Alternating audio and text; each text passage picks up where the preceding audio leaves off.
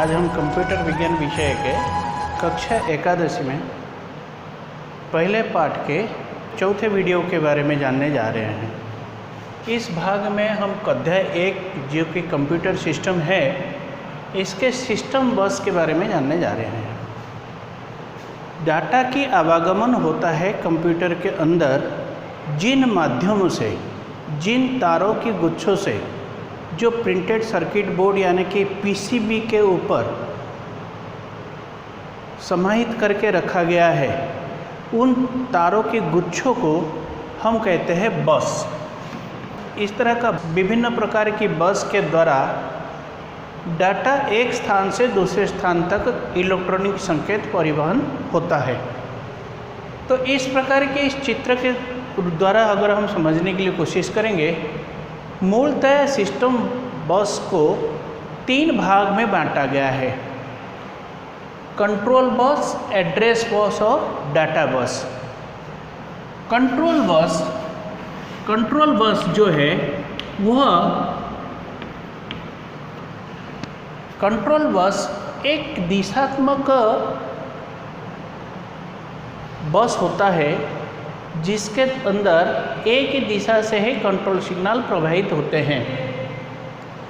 CPU बाकी सारे सभी अंगों को नियंत्रण करता है। अगर हम कैबिनेट के बारे में विवेचना करेंगे, हमारा सीपीयू यानी कि माइक्रो प्रोसेसर रहता है, मेमोरी यूनिट यानी कि रैम मेमोरी रहता है, और डेटाओं को ग्रहण करना और स्वीकार करना, बाहर की दुनिया को बताने के लिए इनपुट आउटपुट उपकरण रहते हैं। तो डाटा इन्हीं में ही आवागमन करता है। तो बताओ कि आवागमन होता है वो एड्रेस बस के द्वारा होता है। डाटा आवागमन करता है डाटा बस के द्वारा। डाटा दोनों दिशाओं से आवागमन करता है, इसलिए यह बाई डायरेक्शनल होता है। ये जो होता है यह बाई डायरेक्शनल यानी कि द्विदिशात्मक डाटाओं के आवागमन करने की इजाज़त देता है। यानी कि डाटा इधर से उधर जाएगा और सीपीयू के अंदर भी जा सकता है। मान के चले हमें मेमोरी के अंदर यानी कि रैम मेमोरी में से कोई तथ्यों को प्राप्त करना है, तो सीपीयू क्या करता है ना, एड्रेस देता है और साथ में कंट्रोल सिग्नल देता है कि इस रीड राइट कंट्रोल यानी कि रीड सिग्नल भेजेगा या राइट सिग्नल। अगर वहाँ से स्वीकार करना है, वहाँ से पढ़ करके सीपीयू में लोड करना हो तो रीड सिग्नल भेजता है, इस पता से मुझे वह तथ्यों को मेमोरी के अंदर से लेकर के सीपीयू में माइक्रो प्रोसेसर में लोड करना है, तो यह रीड सिग्नल भेजता है। या तथ्यों को लेकर के मेमोरी स्थान में संधारित करना हो तो राइट सिग्नल भेजता है। तो कंट्रोल सिग्नल रीड और राइट सिग्नल को लेकर के मेमोरी साथ साथ चलता है, और किस स्थान पर रहेगा वह भी एड्रेस बस के द्वारा निश्चित कर दिया जाता है। डाटा बस उस तथ्यों को संग्रहण करके, डाटा को परिवहन करके एड्रेस बस में बताया गया एड्रेस स्थान पर उसको मेमोरी के जिस स्थान में संधारित करना होता है उस स्थान में संधारित कर देता है। इस प्रकार की विवेचना किया जाए तो डेटा बस बाई डायरेक्शनल होता है, कंट्रोल्स बस केवल सभी अंगों को सीपीयू नियंत्रण करता है, इसलिए यह यूनिडायरेक्शनल होता है। एड्रेस बस भी दोनों तरफ से यह सूचित करने के लिए कि ये जो तथ्य पढ़ने के लिए रखा गया है उसकी पता किस दिशा से हो सकता है, यह भी यूनिडायरेक्शनल होता है, जो सीपीयू को बताता है कि यह तथ्य जो भी संग्रहण करने के लिए होता है या कहाँ से पढ़ना होता है, वह सीपीयू को सूचित करने के लिए कि ये जो सामग्री को पढ़ा या लिखा जाना हो वो किस स्थान पर करना हो, इसके लिए यह एड्रेस बस यूनिडायरेक्शनल होता है। केवल डेटा बस जो है वह दोनों दिशाओं से डाटा को आवागमन करता है। तो तथ्यों को सीपीयू के द्वारा नियंत्रण संकेतों के द्वारा प्राप्त करके इनपुट आउटपुट डिवाइस से मेमोरी में लोड किया जा सकता है। मेमोरी से ज़रूरत पड़ने पर सीपीयू से अंतिम या आंतरिक परिणामों को मेमोरी में या अंतिम परिणामों को आउटपुट यूनिट में दिखाने के लिए भी इन बसेस के माध्यम से, इन तारों की गुच्छों के माध्यम से किया जाता है, जिसको सामूहिक रूप से हम सिस्टम बस कहते हैं। अब हम विवेचना कर रहे हैं माइक्रो प्रोसेसर के प्रकार। माइक्रो प्रोसेसर किस प्रकार का होता है, माइक्रो प्रोसेसर क्या चीज़ होता है। जब हम कहते हैं कि यह एक पेंटियम कंप्यूटर है, यह एक डुअल कोर कंप्यूटर है, यह i7 या i9 कंप्यूटर है, ये क्या है, ये i7, i3, i5 ये क्या चीज़ होता है, i5, i7 इत्यादि होता है, यह माइक्रो प्रोसेसर का नंबर होता है, ये उसकी पहचान है। तो माइक्रो प्रोसेसर यानी कि जिसको हमने CPU कहे, इस CPU ही कंप्यूटर की पहचान हो जाता है, मुख्य पहचान, जो उसकी प्रोसेसर जिस स्तर का है उस तरह का कंप्यूटर की गति या कंप्यूटर का कार्य क्षमता उसी के ऊपर निर्भर करता है कि इसका मेन प्रोसेसर क्या है। माइक्रो प्रोसेसर यानी कि CPU को कंप्यूटर का दिल कहा जाता है, हार्ट ऑफ द कंप्यूटर कहा जाता है। इसी से ही कंप्यूटर की पहचान होता है और कंप्यूटर की गति कहिए, कंप्यूटर की कार्यक्षमता, कार्यदक्षता इसी माइक्रो प्रोसेसर के ऊपर ही निर्भर करता है। माइक्रो प्रोसेसर जैसे हम जानते हैं, इतिहास सत्र में हमने देखे हैं कैसे 1971 से लेकर के पहले पीढ़ी के माइक्रो प्रोसेसर का शुरुआत हुआ है, जो आज तक जितने सारे, वैसे 5 पीढ़ियों में, आज तक 5 पीढ़ियों में इस तरह का माइक्रो प्रोसेसर की जेनरेशनों को भी बांटा गया है 1971 से लेकर के। तो वो जो क्रमिक विकास है जिसके अंदर पहले कुछ हजार इलेक्ट्रॉनिक सामग्री जैसे इंडक्टर, रेजिस्टर, डायोड या कैपेसिटर, इस प्रकार की सामग्रियों को विभिन्न प्रकार की ट्रांजिस्टर, इनको लगा करके समाहित करके कुछ हजार, कुछ लाख, फिर करोड़ों तक की उपकरणों से समाहित होकर के एक एक इंटीग्रेटेड सर्किट यानी कि चिप माइक्रो प्रोसेसर के अंदर लगाया जाता है। अगर रैम मेमोरी की कोई एक कार्ड खराब हो गया या इनपुट आउटपुट USB के कोई एक आध पोर्ट खराब हो गया तो कंप्यूटर फिर भी चलता रहेगा। परंतु अगर CPU का एक भी पिन अगर थोड़ा सा लूज हो गया या कहीं सही तरह से फिट नहीं हुआ है या बेंड हो गया है या कुछ भी हो, एक जरा सी भी, जैसे हम कहेंगे कि हमारे दिल के अंदर अगर थोड़ी सी भी ब्लॉक हो जाएगा तो हम जिंदा नहीं रह सकते। अगर हाथ कट जाता है, पैर कट जाता है तो हम जिंदा रह सकते हैं, परंतु एक दिल के अंदर अगर कहीं भी खून की कहीं एक धक्का अगर लग जाता है तो फिर थक्का लग जाता है तो हम जिंदा नहीं रह सकते। इसी प्रकार के माइक्रो प्रोसेसर में जरा सी भी खराबी सिस्टम को डाउन कर देता है, कंप्यूटर कार्य करने की स्थिति में नहीं आता है। तो ये जो माइक्रो प्रोसेसर्स होते हैं उनको बताने के लिए, उनकी कार्यक्षमता को बताने के लिए हम 4 प्रकार के आधार मानते हैं। पहला हमने कहे उसकी वर्ड साइज,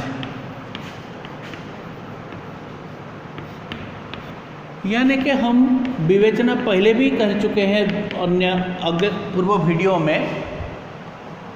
हमने पूर्व वीडियो में इसके बारे में जानते हैं कि वर्ड साइज क्या होता है, कि कितने बीट को एक साथ, कितने बाइनरी डिजिट, कितने बीट को एक साथ सिस्टम बस ट्रांसफ़र करके ले सकता है या लाया सकता है और एक साथ उस प्रोसेसर के अंदर क्रियान्वयन किया जा सकता है, उसको वर्ड साइज कहते हैं। जैसे कि 4 बीट हुआ करता था, पहले 4 बीट हुआ करता था, फिर 8 बीट का वर्ड साइज हुआ। इसी प्रकार की 16 बीट, 32 बीट, 64 बीट की वर्ड साइज भी उपलब्ध होता है। यानी कि 64 बीट को एक साथ क्रियान्वयन करता है। इससे कंप्यूटर की गति तीव्र हो जाता है, शीघ्रता उसकी गति बढ़ जाती है। मेमोरी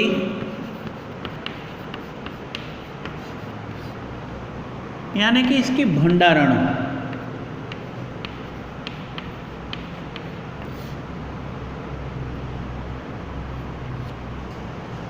जो कि आंतरिक मेमोरी रैम के बारे में बात कर रहे हैं। रैंडम एक्सेस मेमोरी, कितना रैम प्रोसेसर के साथ लगाया गया है। जितने ज़्यादा रैम लगाया जाएगा उतना ज़्यादा अधिक कंप्यूटर की गति बढ़ जाएगा। यानी कि रैम क्या है? मुख्य मेमोरी है। जैसे हमारा याददाश्त, अगर हमारा दिमाग के अंदर याददाश्त करने की क्षमता जितना अधिक होगी, वैसे भगवान ने सभी को एक जैसा बनाया है, परंतु अगर हम उन सेल्स को, उन कोशिकाओं को, न्यूरॉन्स को जो दिमाग के अंदर है उसको प्राणायाम आदि करके उसको अगर हम एक्टिवेट करके रखे हैं तो निश्चित रूप में उसमें संधारित होने के लिए काफ़ी सारे, तो हम ज़्यादा अधिक चीज़ों को याद रख सकते हैं। हमारा याददाश्त ज़्यादा अधिक होगा।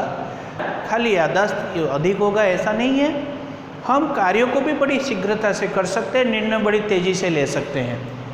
तो हम सब जानते हैं कि कंप्यूटर के अंदर पहले कुछ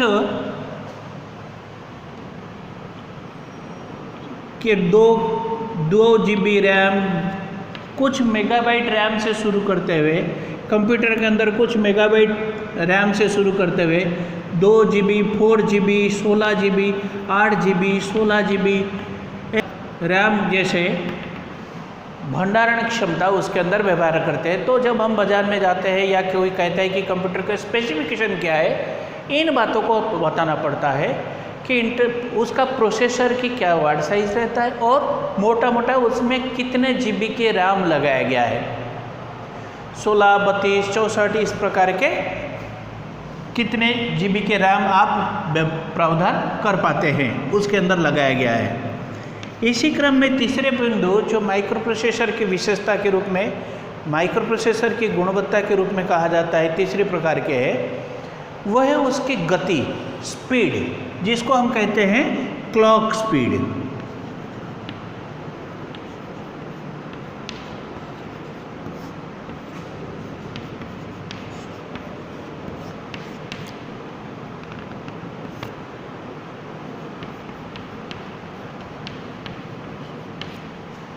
हम सब जानते हैं कि सीपीयू को अगर ये मेरा सीपीयू है, उसको एक ओसिलेटर जिसको कहते हैं, यह क्लॉक पल्स को जनरेट करता है।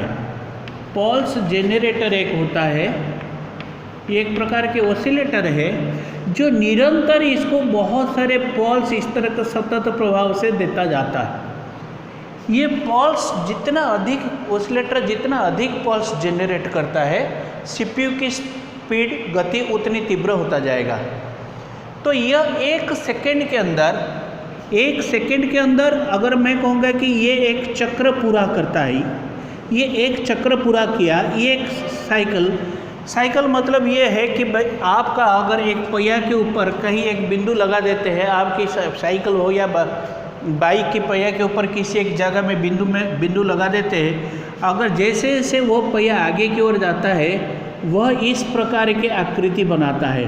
ये जो वेव होता है, ये जो तरंग होता है, यह साइन वेव कहलाता है।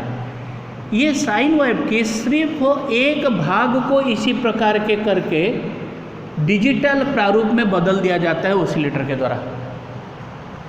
तो आप ये कहेंगे कि इसके अंदर क्या कोई पहिया हिलता है? नहीं, सारे चीज़ें इलेक्ट्रॉनिक संकेत के रूप में ही कन्वर्ट होता है, निर्माण करता है वो। तो इस प्रकार के यह है कि पल्स जो है उसमें दो ही स्थिति देता है। नेगेटिव वाला भाग जो नीचे वाला भाग को जाता है वो ना रख करके सिर्फ पॉजिटिव वाला भाग रहता है, धनात्मक वाला भाग। तो इसको 1 और इसको हमने 0 वाली स्थिति में मानते हैं। इस प्रकार के लगातार पल्स देता है। तो एक पल्स, जब एक पहिया घूमते हुए आगे पहुंचता है, यह एक चक्र पूरा करता है, यानी कि साइकिल पूरा करता है। तो एक सेकेंड में जितने बार वो पहिया घूम जाता है, वह चक्र पूरा करता है, उसको कहते हैं साइकिल्स प्रति सेकेंड। साइकिल्स प्रति सेकेंड। इसका मापने की जो इकाई होता है वो होता है हर्ज। वो होता है हर्ज, यानी कि एक हर्ज यानी कि एक साइकिल प्रति सेकेंड। परंतु एक सेकेंड में वो 1000, लाख, करोड़ इस प्रकार के कितने भी खरबों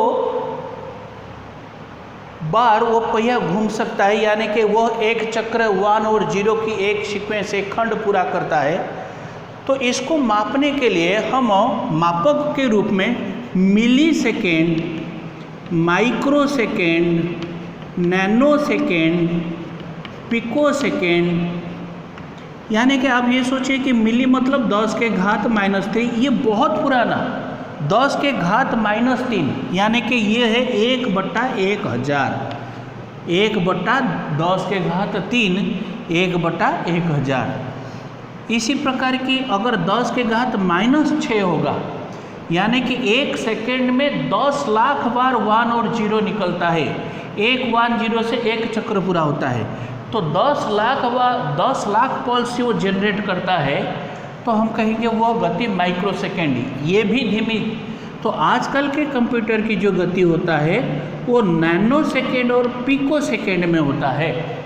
आधुनिक काल में इतने गतिशील, यानी कि आप सोच सकते हैं एक पिको सेकेंड का मतलब है 1/1 सेकेंड में 1 में 12 शून्य लगाया गया संख्या, इतने बार pulse generator, clock pulse generator pulse निकाल करके देता है। तो हम इसमें kilohertz, gigahertz, megahertz के रूप से भी सेकेंड के रूप में बताते समय हम millisecond, nanosecond, picosecond में बताते हैं। अगर हर्ट्ज के रूप में बताते हैं तो हम यहाँ kilohertz, megahertz, gigahertz, टेरा हर्ट्ज,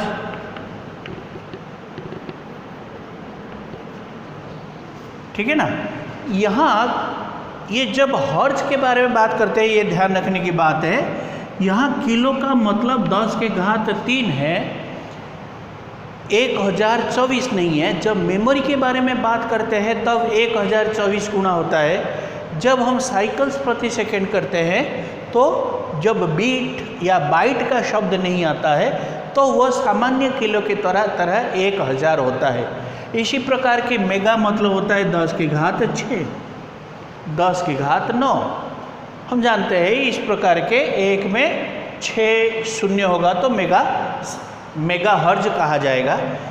यह कंप्यूटर की गति को दर्शाने के लिए या तो millisecond, nanosecond, picosecond में बात करते हैं, या तो कितना चक्र पूरा करता है उसी आधार पर किलो हर्ज, मेगा हर्ज या गीगा हर्ज या टेरा हर्ज के रूप में विवेचना करके उसकी कार्यक्षमता को, माइक्रो प्रोसेसर की कार्यक्षमता को बताया जाता है। इसके बाद चौथे भाग में कोर।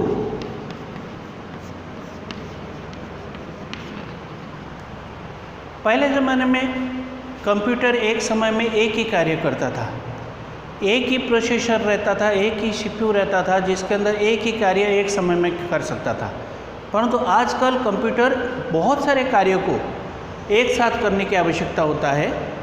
जब एक से अधिक कार्यों को करते हैं तो उसके अंदर एक से अधिक, उसी माइक्रो प्रोसेसर के अंदर आप ये सोचें कि उसके अंदर 2 सतह या 2 परत कर दिए हैं उसी माइक्रो प्रोसेसर में, ताकि दोनों के दोनों 2 सीपीयू एक साथ काम करता है तो उसकी गति बढ़ जाता है। इस प्रकार के हम डुअल कोर प्रोसेसर कहते हैं, या क्वाड कोर, चार प्रोसेसर एक साथ एक सीपीयू के अंदर, माइक्रो प्रोसेसर के अंदर है तो उसको हम क्वाड कोर प्रोसेसर कहते हैं, ऑक्टा कोर। इस प्रकार के एक से अधिक कोर की लेयर जो है 10 कोर तक हम मानते हैं कि एक ही प्रोसेसर के अंदर एक साथ 10 कार्य एक साथ संपादन हो पा रहा है। इस प्रकार की चीज़ को हम कहते हैं कोर।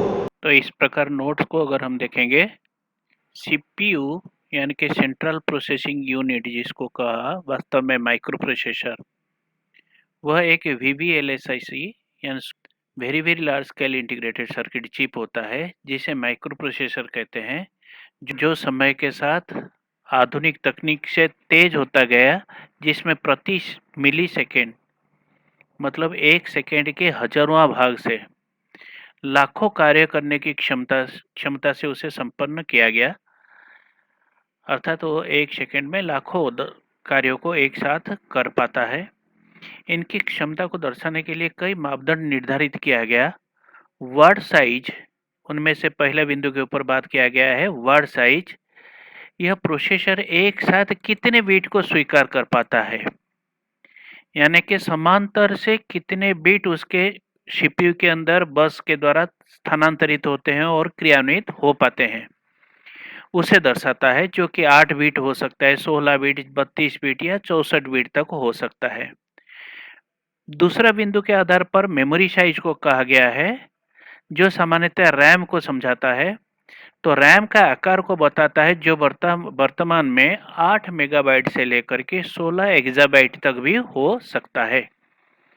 कंप्यूटर में एक इलेक्ट्रॉनिक संकेत अर्थात पल्स का उत्पन्न करता है, जो सभी संकेतों का वाहक होता है, यानी कि कोई भी सिग्नल 0 और 1 में रूपांतरित होता है, इसी क्लॉक पल्स को ही मॉड्यूलेट करके वह संकेतों को आगे परिवहन करता है, जिसे क्लॉक पल्स कहते हैं। क्लॉक स्पीड सरल रूप से प्रति सेकेंड उत्पन्न पल्स की संख्या को बताता है, जो किलोहर्ट्ज से लेकर के गीगाहर्ट्ज तक हो सकता है, जिसके बारे में हम अभी भी चर्चा किए। सीपीयू का मुख्य गणना करने के इकाई को कोर कहते हैं। अगर ये सेंट्रल चित्र को देखेंगे, ये एक हमारा सीपीयू है। वास्तव में उसके अंदर जहाँ मूलतः जो सारे गणना करने की इकाई होता है, वो प्रत्येक एक एक कोर कहलाता है। यहाँ क्वाड कोर प्रोसेसर की एक प्रारूप बताया गया है, जिसके अंदर 4 कोर है, यानी कि 4 केंद्र है। जी मतलब उस माइक्रो प्रोसेसर में एक साथ 4 कार्य संपादन हो सकता है। जैसे ग्राफिक्स प्रोसेसर काम करता है, मैथ्स को प्रोसेसर ये अलग काम करता है। हर प्रकार के कार्यों को करने के लिए अलग अलग प्रोसेसर का उपयोग में लिया जा सकता है। इस प्रकार की एक ही माइक्रो प्रोसेसर के अंदर एक से अधिक कोर में अलग अलग प्रोसेसर्स को रखा गया है। प्रत्येक कोर के अंदर जैसे यहाँ बताया गया है कि कंट्रोल यूनिट होता है, एएलयू होता है और कैश मेमोरी होता है। तो यहाँ L1 और L2 कैश है और एक्स्ट्रा कैश के रूप में L3 कैश को भी व्यवहार में लिया गया। इसी सीपीयू के अंदर मेमोरी कंट्रोलर है, जो कि DIMM सीधा रैम को समझाता है, जो कि डुअल इनलाइन मेमोरी मॉड्यूल्स होते हैं। रैम मेमोरी के बारे में बताया गया। अब ये जो है, ये जो चित्र दिखाई देता है, यह हमारा हार्ड डिस्क का ये एक्सटर्नल मेमोरी डिवाइस, यानी कि बाह्य भंडारों को दिखाने के लिए इस तरह का चित्र का प्रयोग में लिया जाता है।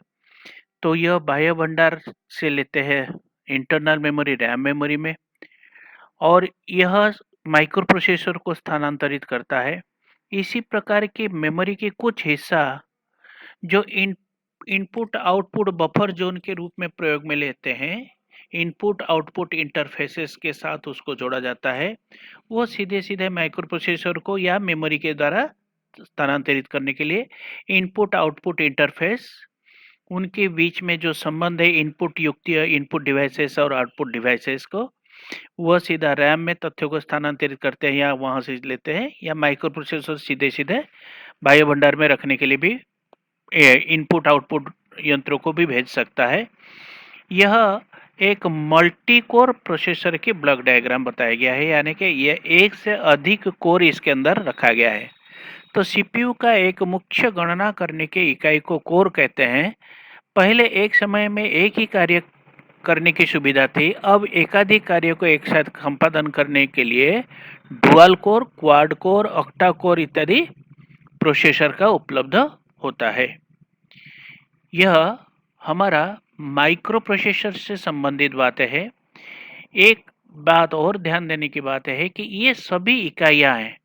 अगर एक ही चिप के अंदर, उसके अंदर माइक्रो प्रोसेसर है, कुछ रैम है, अलग-अलग इनपुट आउटपुट युक्तियों को कंट्रोल करने के लिए अगर एक ही उपकरण के अंदर इसको रख दिया, एक चिप के अंदर उसको सबको समाहित कर दिया जाता है, तो उस इंटीग्रेटेड सर्किट्स को हम उन चिप्स को माइक्रो कंट्रोलर कहते हैं। ठीक है, धन्यवाद।